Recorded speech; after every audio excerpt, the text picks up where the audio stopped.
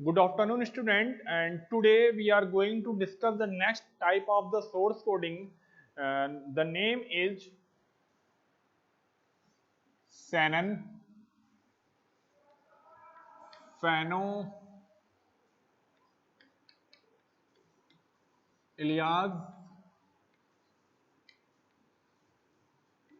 Coding.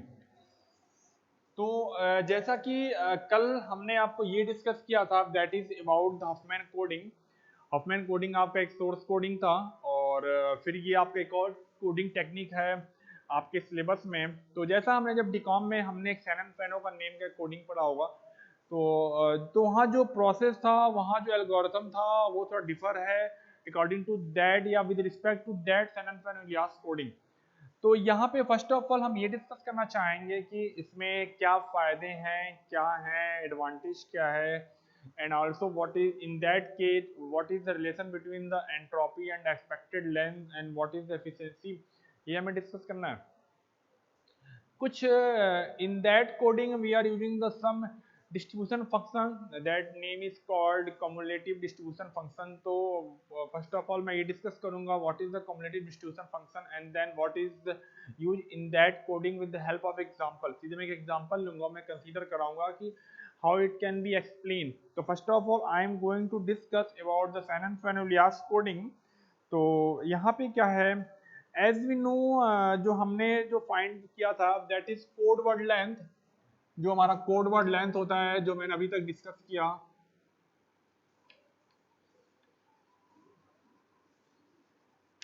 That is l x is equal to log 1/px। ये चीज हमने prove किया था, और ये जैसे वहां पर हमने एल आई के फॉर्म में लिखा था, that is l i is equal to log 1/pi। इसे मैं प्रूव कर चुका हूँ। In that case the expected length is equal to the entropy. तो ये सिंपली डिफाइन किया गया है। देन फिर हमने इससे रिलेटेड हमने क्राफ्ट इनइक्वालिटी पढ़ा। फिर हमने ये डिफाइन किया कि how the all the code just like instantaneous code and uniquely decodable code satisfy the craft inequality, and after that we are using we have to find about the optimal code and then bound of the optimal code। इस तरीके से हमने बहुत सारी चीजें पढ़ा। now one more the distribution is required in that case, that is the name is the okay in this section, yeah, in this coding, in this coding we describe a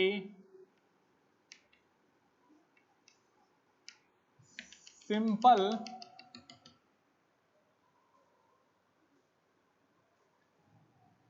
constructive procedure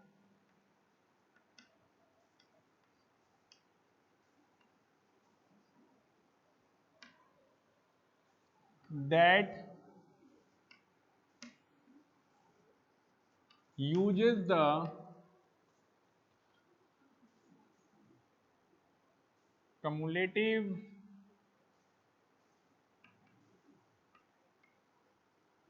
distribution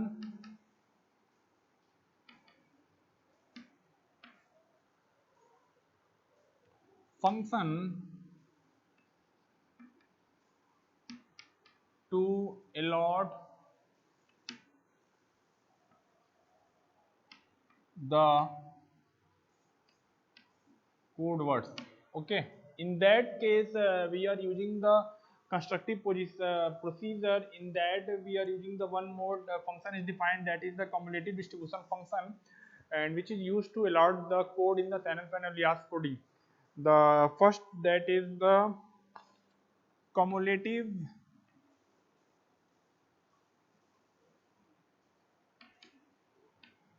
distribution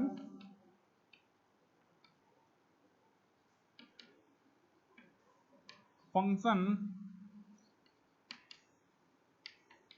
is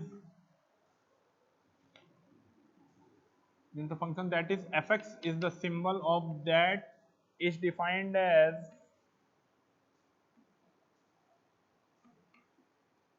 that is fx is equal to summation a less than equal to x p x, sorry p a, this is the formula. ये आपका formula होगा यार, summation है that is f x is defined as summation a less than equal to x and p a, means we have to add the probability up to the value less than equal to the x. And one more terms, थोड़ा सा मैं इसको यही नीचे लिख दे रहा हूँ because we take a numerical on the upper side. तो यहाँ पे हमारा एक और function that is the modified cumulative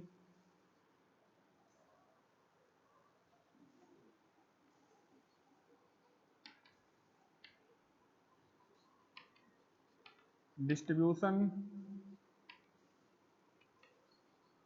function that is fx cap.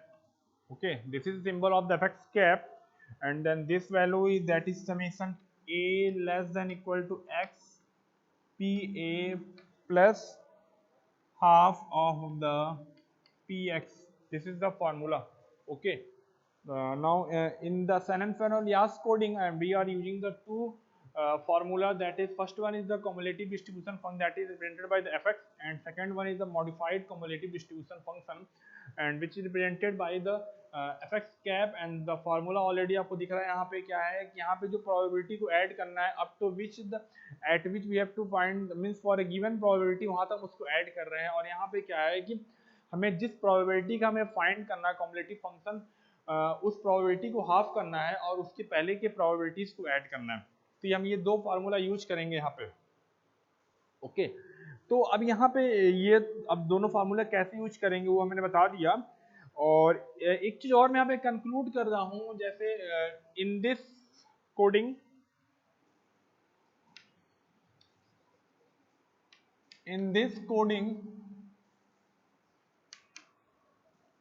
scheme,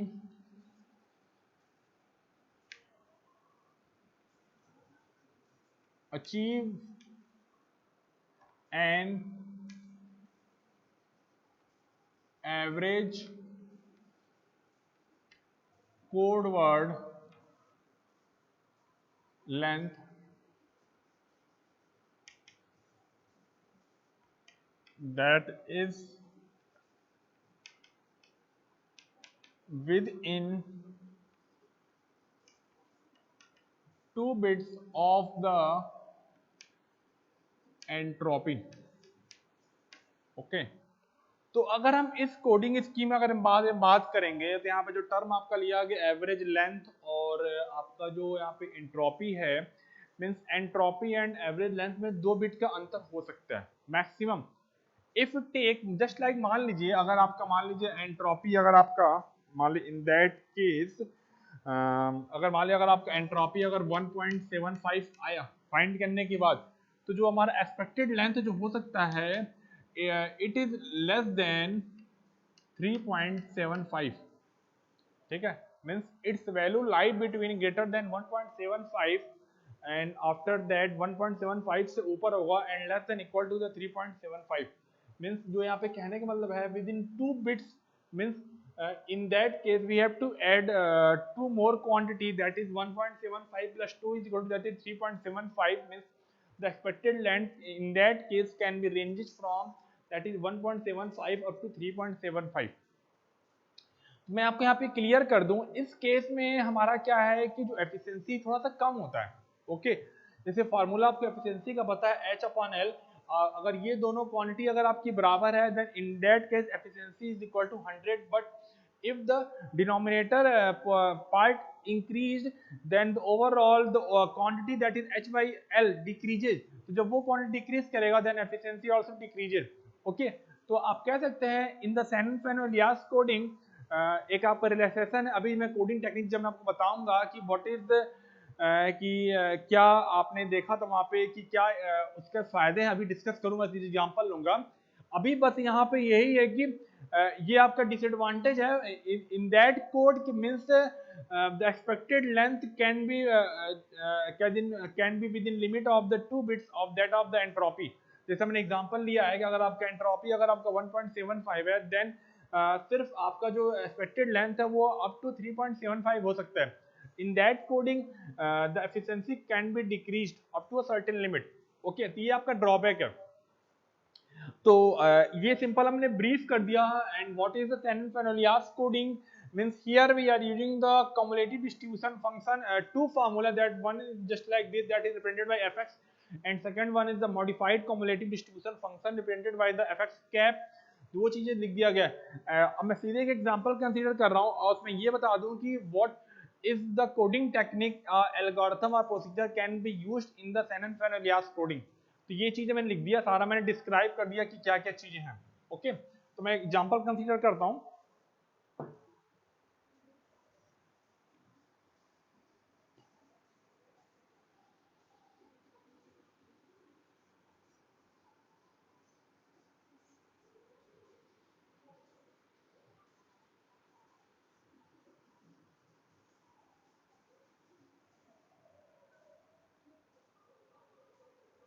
for example,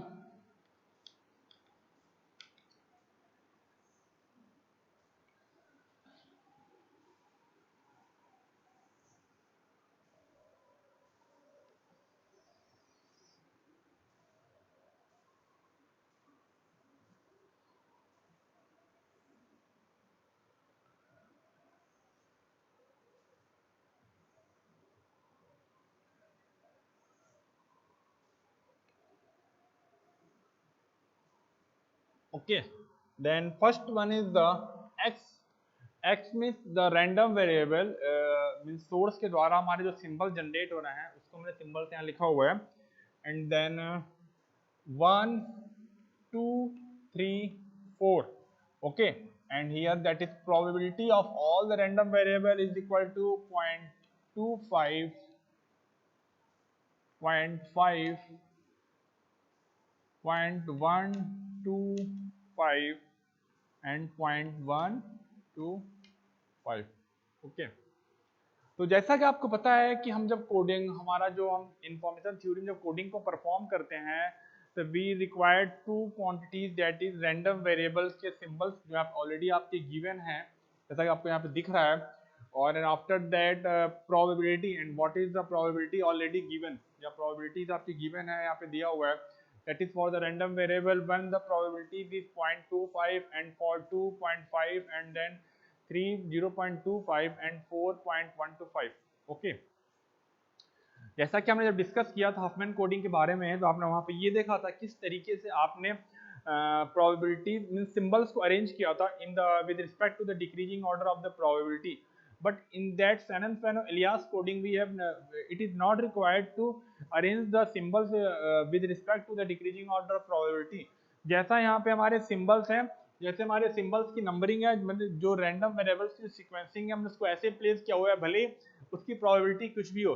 जैसे अगर आप देखें यहाँ पे, अगर हम इफ वी हैव टू अगर हम अरेंज करें तो जो 0.25 है हमारा वो 0.5 के नीचे आना चाहिए according to the Shannon means Huffman coding. But in that Shannon-Fenolias coding it is not required. okay, तो ये this is the advantage of the Shannon-Fenolias coding. It is not need to arrange all the symbols with the decreasing order of the probabilities. ये इसका आपका advantage है. अभी मैंने disadvantage discuss किया था कि जो हमारा एक्सपेक्टेड लेंथ और एंट्रोपी के बीच का हमारा जो आपके डिफरेंसेस हैं वो अप टू 2 वैल्यू तो हो सकता है, लेकिन हफमैन कोडिंग में ऐसा नहीं था. तो ये आपका एक डिसएडवांटेज था, और एडवांटेज क्या मैंने डिस्कस कर दिया. Now, and we have to find the first quantity is the fx. Now the next column is to find that is fx, and fx is called the cumulative distribution function. Okay, तो आपको दिख रहा है fx क्या है कि हमारा हर random variable का हमें fx को फाइंड करना है. Means for all the symbols, for all the probabilities we have to find the cumulative distribution function, and then here we are using this formula. तो आपको दिख रहा है फॉर्मूले में दैट इज आप जिस ये दैट इज पीए है, और ये जो आपका रेंज कर रहा है अप टू विच मींस जिस रैंडम वेरिएबल या जिस एक्स के लिए हम प्रोबेबिलिटी कम्युलेटिव डिस्ट्रीब्यूशन फंक्शन हम फाइंड कर रहे हैं उस तक के इसके पहले की प्रोबेबिलिटीज लेके और till up to that value हमें वो प्रोबेबिलिटीज को ऐड करना है. नाउ फॉर दैट इज अगर x इज इक्वल टू 1 लेंगे इन दैट केस अब हमें क्या करना, we have to add the all the probabilities. तो अगर आप प्रोबेबिलिटीज ऐड करें तो देखो इसके पहले कोई हमारा प्रोबेबिलिटीज नहीं है, इसके पहले हमारी वैल्यू 0 है, तो सिर्फ हमारा यही प्रोबेबिलिटी है। तो इस वाले के लिए हमारा प्रोबेबिलिटी क्या हो जाएगा 0.25। Now for x is equal to 2, x देखो यहाँ पे इक्वलिटी का साइन है, मीन्स उसकी जो पहले की प्रोबेबिलिटी अप टू विच जिस वेरिएबल का आप यहाँ पे प्रोबेबिलिटी को आप उस प्रोबेबिलिटीज का आप कम्युलेटिव डिस्ट्रीब्यूशन फंक्शन का एफ को फाइंड कर रहे हैं। ओके, तो अगर आप इसको ऐड करें, अब यहाँ पे अगर आप फाइंड करना है तो इसके पहले की जो प्रोबेबिलिटी है प्लस अप टू विच जिस वेरिएबल का आप यहाँ पे फाइंड कर रहे हैं एफ, तो क्या ऐड होगा, आप ऐड करेंगे and we get that is 0.75। अब सिंपली आपने क्या किया, इन दोनों को ऐड कर दिया, that is 0.75। Okay, and after that for x is equal to 3 we add all these three quantity and finally we get 0.875। आपको दिख रहा होगा, सिंपली आप इसको ऐड करें all the three and finally if we add all the four for this random variable that we get 1। Okay, तो इस तरीके से आपको ये देखा आपने किस तरीके से हमने आप fx फाइंड किया by using the formula of that is cumulative distribution function that is fx। किस तरीके से हमने प्रोबेबिलिटीज को ऐड किया पिछले प्रोबेबिलिटीज से लेके up to that random variable जिसका वो fx को फाइंड कर रहे हैं। Okay, now the next column is the fx complement.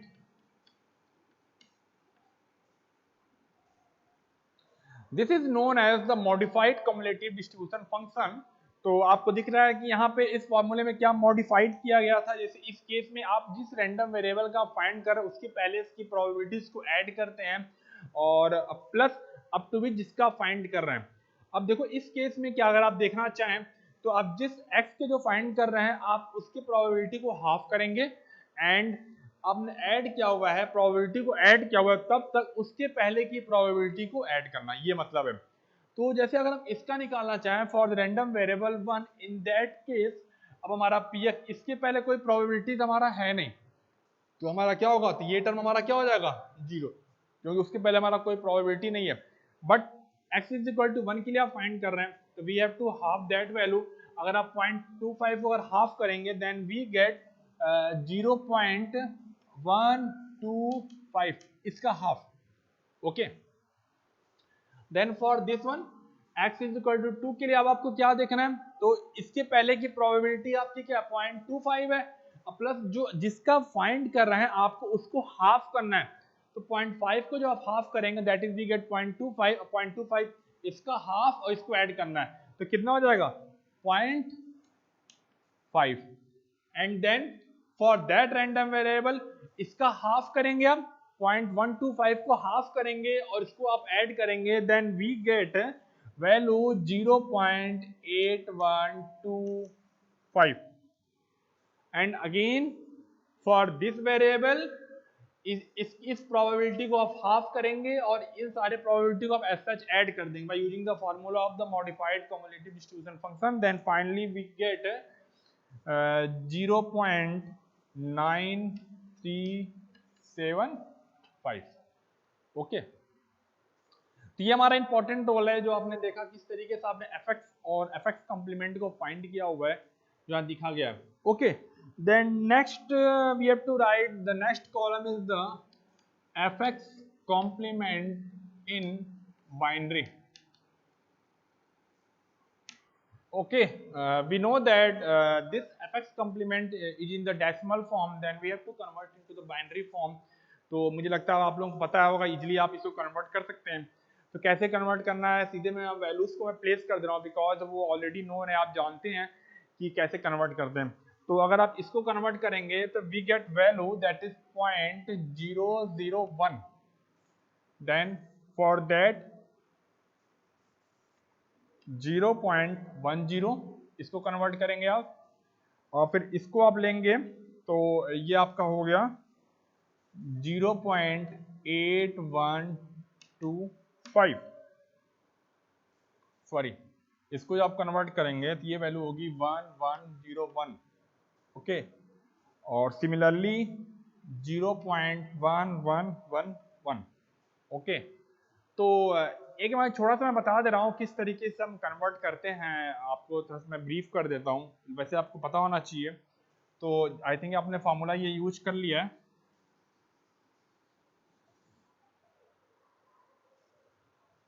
तो जैसे मान लीजिए मैं, चलिए मैं इसी का एग्जांपल लेता हूँ, इसका आप एग्जांपल लें, ठीक है, दैट इज 0.125 इंटू 2, ठीक है।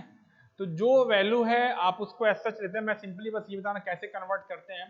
तो आप इसको 0.125 लिया, इसको आप जब 2 से मल्टीप्लाई करेंगे, I think so the value get that is 0 then 5 then 2, okay, 0.250, then we have to take the value integer part, and then we are here integer is equal to 0. Then again take next decimal part, that is 0.250 into 2, and we get 0.5. Again here integer part is equal to 0. Then again take 0.5 into 2 is equal to 1.0, and here we get 1. Okay, and after that here we see that the decimal part is 0, then there is no need to further multiply by the 2 because we get the value 0. Okay, तो ये आपका एक process है, we have to convert the decimal number, that is decimal number into the binary, जो आपका already यहाँ पे ये फ्लोटिंग पॉइंट्स नंबर में यहाँ पे है, और फिर किस तरीके से प्रोसेस किया गया आपको पता है, because here we are change into the binary, then we are, as we know, the base of the binary is 2, and then we have to multiply that quantity by the 2. और कब तक multiply करेंगे, when जब तक करेंगे when we get the decimal part that is 0. okay, after that आपने ये कर लिया, then here we get the decimal part is equal to 0, then we can say that the integer part को simply आप ऐसे आप एरो ड्रॉ करेंगे, that is from top to bottom, and then here we get that is 001, जो value आपको दिख रही है, that is yeah, this is the ये आपका क्या हो गया, ये आपका बाइनरी सीक्वेंस हो गया of the value that is 0.125. Okay, तो आप देख रहे हैं किस तरीके से आपने एफएक्स कॉम्प्लीमेंट को बाइनरी फॉर्म में कन्वर्ट किया हुआ है by using this rule. As you know हम सिंपली ये जानते हैं और आप डिस्टर्बिनेशन पढ़ चुके हैं, तो वी गेट दिस वन, और बाकी रिमेनिंग जो आपके वैल्यूज हैं डेसिमल को जो बाइनरी में कन्वर्ट किया है आप सिंपली तो कन्वर्ट कर सकते हैं, and we get this one. Okay, and after that we have to find that is LX is equal to this one, that is log 1 upon px plus 1. Okay, अब हमें यहाँ पे lx फाइंड करना है, that is length of the code.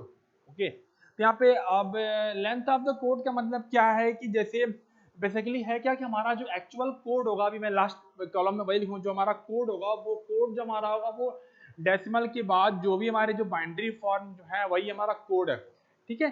तो कभी कभी होता क्या है कि हमें डेसिमल के बाद हमें अगर वैल्यूज को कुछ जीरोस बढ़ाने पड़ते हैं, depend upon what is the length.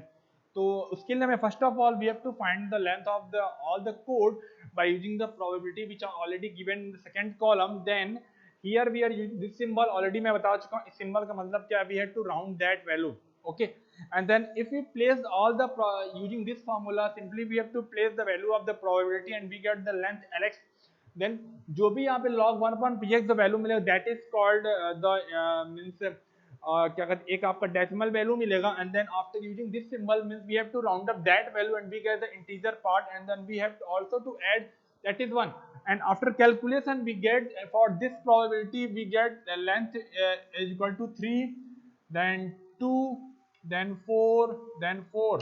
okay, ये हो गया, and finally and then what is the code word। तो अगर हम कोड वर्ड देखें तो आपको दे रहा कोड वर्ड जो डेसिमल के बाद हमारे जो वैल्यूज हैं that is 001, then 10, then 1101, and finally we get 111। Okay, ये रहा, ठीक है। तो आपको दिख रहा है किस तरीके से। एक चीज मैं आपको यहाँ पे और क्लियर कर दूं, जैसा कि मान लीजिए in the case if the length after calculation we get the length is equal to 5, then we have to place 0 after that 1। Okay, means अगर मान लिया अगर आपका ये वैल्यू 5 होता, then in that case we have to convert this 4 bit into the 5 bit by placing the 0 after the LSB. Okay, ये coding हो गया। उसके after that we have to find the expected length and then entropy, and in this case after calculation अगर आप solve करेंगे,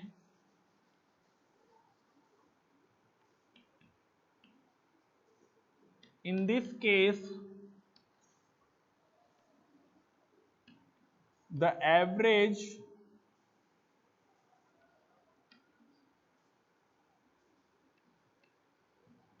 code word length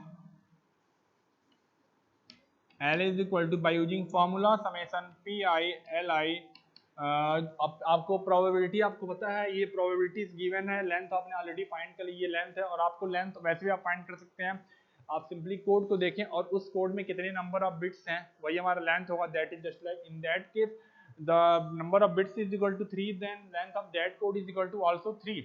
okay, then here we are using the formula for expected length is equal to summation pi li, and we get the value 2.75 bits.